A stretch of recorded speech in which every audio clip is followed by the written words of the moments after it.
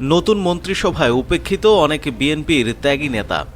বাংলাদেশ জাতীয়তাবাদী দল বিএনপির চেয়ারম্যান তারেক রহমানের নেতৃত্বে ২৫ জন মন্ত্রী ও ২৪ জন প্রতিমন্ত্রী নিয়ে নতুন সরকার গঠন করা হয়েছে।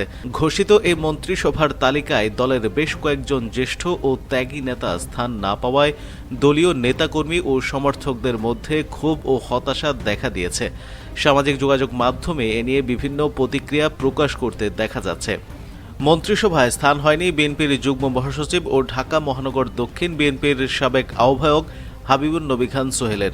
বিগত ১৫ বছর সরকার বিরোধী আন্দোলনে রাজপথে সক্রিয় নেতাদের মধ্যে অন্যতম হিসেবে তাকে উল্লেখ করা হয়। তার বিরুদ্ধে ৬১৮টি মামলা রয়েছে বলে দলীয় সূত্রে জানা যায়। মন্ত্রিসভায় তার নাম না থাকায় সমর্থকদের মধ্যে হতাশা দেখা দিয়েছে। জাহাঙ্গীর আলম নামের এক অনুসারী সামাজিক যোগাযোগ মাধ্যমে লিখেছেন, ৬১৮টি মামলার আসামি হয়েও প্রিয় নেতা হাবিবুন নবী খান সোহেল ভাইয়ের নাম মন্ত্রিসভায় নেই। তিনি এটিকে রাজনৈতিক ইতিহাসের একটি উদাহরণ হিসেবে উল্লেখ করে ক্ষোভ প্রকাশ করেন। বিএনপির ভাইস চেয়ারম্যান শামসুজ্জামান দুদুও নতুন মন্ত্রিসভায় স্থান পায়নি। বিরোধী দলে থাকার সময় তিনি রাজপথে সক্রিয় ছিলেন এবং দলের দুঃসময়ে মুখপাত্রের দায়িত্ব পালন করেন। আন্দোলন সংগ্রামে সম্পৃক্ততার কারণে একাধিকবার তাকে কারাবরণ করতে হয়েছে। মন্ত্রিসভায় তার অনুপস্থিতিতে তার কর্মী সমর্থকদের মধ্যে হতাশা প্রকাশ পায়। গোলাম সারওয়ার সরকার নামের এক সমর্থক সামাজিক যোগাযোগ মাধ্যমে লিখেছেন, দুদু ভাইকে আর কত বঞ্চিত হতে হবে। রাজপথের প্রতিটি কর্মসূচিতে তাকে দেখা গেছে, অথচ মন্ত্রিসভায় তার স্থান হয়নি। বিএনপি চেয়ারম্যানের উপদেষ্টা অ্যাডভোকেট সৈয়দ মোয়াজ্জেম হোসেন আলালও মন্ত্রিসভায় জায়গা পাননি।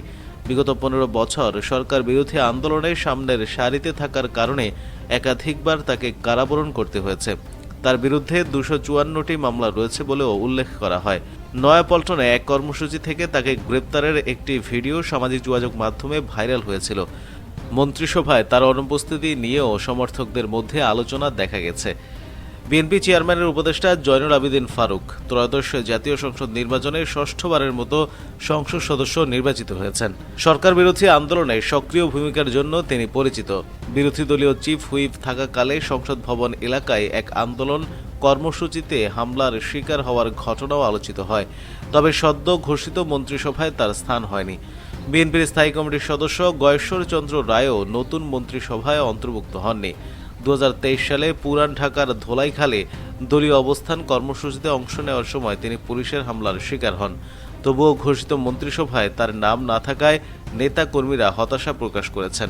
নতুন মন্ত্রিসভা ঘোষণার পর দলীয় অভ্যন্তরে ও সামাজিক যোগাযোগ মাধ্যমে এসব জ্যেষ্ঠ নেতার অনুপস্থিতি নিয়ে আলোচনা সমালোচনা অব্যাহত রয়েছে।